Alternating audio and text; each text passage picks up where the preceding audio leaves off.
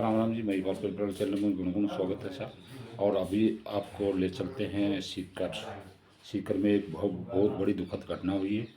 तो आप ताराचंद जी दाल के मुख से सुनिए आप।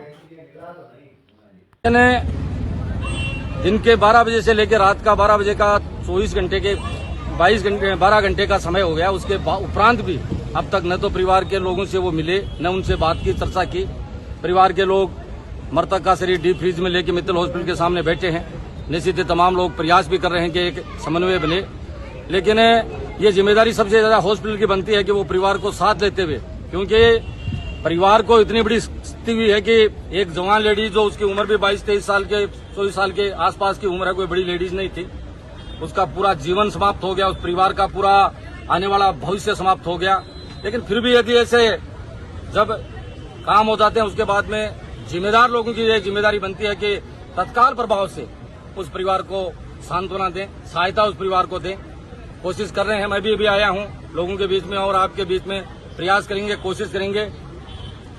बहन तो हमारे बीच नहीं रही है, लेकिन उसके परिवार को हम न्याय दिलाएं, इसके लिए हम प्रयास करेंगे। एक बड़ी बात है जो दूसरा हॉस्पिटल को जो नाम आप बताया हो, दूसरा हॉस्पिटल है और गलती भी बैठाई है, तो बॉडी लेकर के बैठे नहीं। वो बैठने का कारण ये था कि जब उसकी लेके पेशेंट को यहाँ आए, तब यहाँ आते आते वो खत्म हो गई थी, तो इसे हॉस्पिटल के सामने वो सारा काम हुआ। अंदर भी उसको ले लिया था, तो परिवार वालों के पास कोई दूसरा जरिया चारा भी नहीं था, जाएं तो कहाँ जाएं, क्योंकि सब सारे खत्म हो जाते हैं। तो परिवार वालों को यही दिखता है कि भाई जाम है वहीं बैठ जाएं, इसलिए डीप फ्रीज लेके यहाँ ये तमाम लोग बैठे हैं।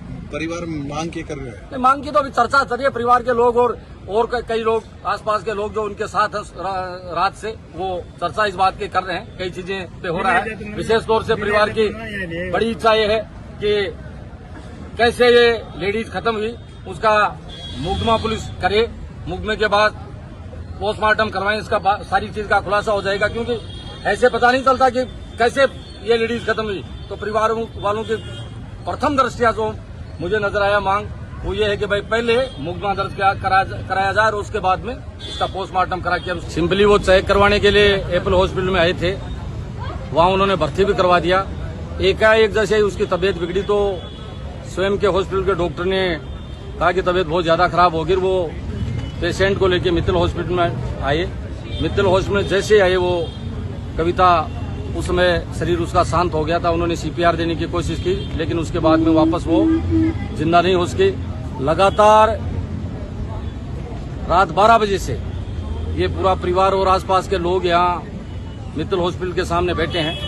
ये जिम्मेदारी एप्पल हॉस्पिटल के डॉक्टर और उसके प्रशासन की भी बनती थी कि जितने भी लोग जो मृतक के परिवार के व्यक्ति बैठे थे उनसे मिलते, बैठ के बात करते, उनसे कहते कि भाई इस समस्या से ये लेडीज खत्म हुई। लेकिन को ऐसे चलता रहता है, पुलिस तो अपना काम करती रहती है। ऐसे थोड़ा परिवार वालों पे प्रेशर बनाती है पुलिस कि कैसे भी परिवार वाले यहाँ से उठ के चले जाएं। लेकिन ये रिंग्स के लोग हैं, रिंग्स के लोगों के साथ ही साथ हम तमाम लोग भी आज के इसे धरने में इनके साथ हैं। निश्चित पुलिस को भी ऐसा करने नहीं देंगे और पुलिस को भी ये कहेंगे कि आपका काम व्यवस्था बनाने का, लॉ एंड ऑर्डर आप बनाए। निश्चित ही जो हॉस्पिटल है उसके सामने जो गेट है, ये गेट खुला रहे और भी जो पेशेंट है वो सुचारू रूप से अपना इलाज यहाँ कराएं। इसमें